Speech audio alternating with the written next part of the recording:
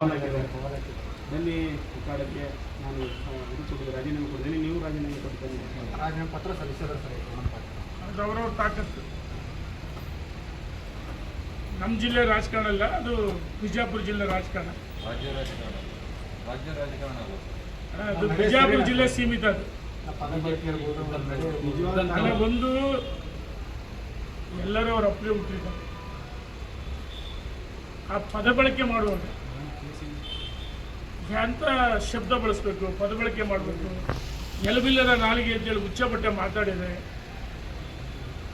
ಜನ ಸಹಿಸಲ್ಲ.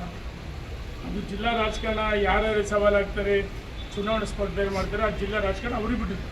ಆದರೆ ಯಾರೇ ಆಗಲಿ ಮಾತಿದ್ರೆ ಅಪ್ಪಿಬಿಟ್ಟಿದ್ರೆ ಎಲ್ಲರವ್ರು ಅಪ್ಪು ಬಿಟ್ಟಿರ್ತಾರೆ. ಪದ ಬಳಕೆ ಮಾಡುವಾಗ ನಾಲಿಗೆ ಮೇಲೆ ಹಿಡ್ತಾ ಇರಬೇಕಂತ ಹೇಳಿ ಇಚ್ಛೆ ಪಡ್ತೀವಿ. ಆದರೆ ಪಾಕಿಸ್ತಾನ ವಿರೋಧಿಗಳನ್ನ ನಾವು ಕ್ಷಮಿಸೋದು ಸಾಧ್ಯವೇನಿಲ್ಲ. ಅವರನ್ನು ನಾನು ಹೊನ್ನಾಳಿಯಲ್ಲಿ ಪರ್ವತಳ್ಳಿ ಹೇಳಿದ್ದೆ, ನಮ್ಮ ದೇವಸ್ಥಾನಗಳಲ್ಲಿ ದೇವರ ದರ್ಶನಕ್ಕೆ ಹೋದರೆ ತೀರ್ಥ ಪ್ರಸಾದ ಕೊಡ್ತಾರೆ, ಕುಂಕುಮ ಹಾಕ್ತಾರೆ, ಹಣೆಗೆ ತಿಳ್ಕಾಡ್ತಾರೆ. ಅವರ ಮದ್ರಾಸ ಶಾಲೆಗಳಿಗೆ ಏನು ಕಳಿಸ್ತಾರೆ? ಆ ಮುಗ್ಧ ಮಕ್ಕಳಿಗೆ.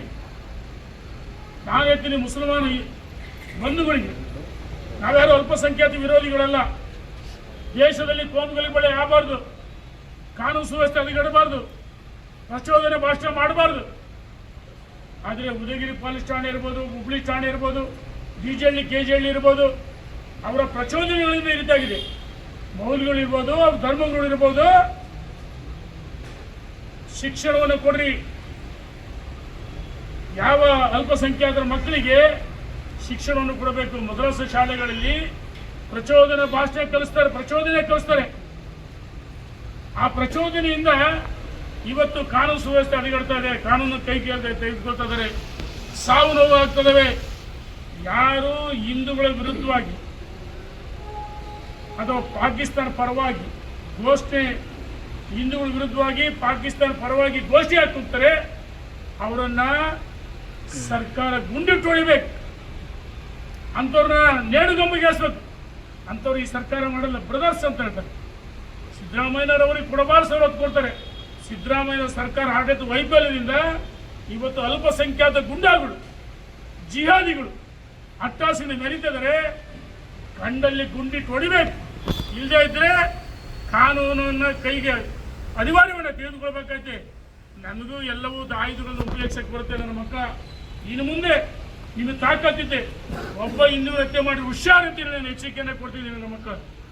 ಆದ್ರಲ್ಲೂ ಎಲ್ಲ ಅಲ್ಪಸಂಖ್ಯಾತ ಗುಂಡ ಅವ್ರು ಎಲ್ಲರೂ ಭಯೋತ್ಪಾದಕರಲ್ಲ.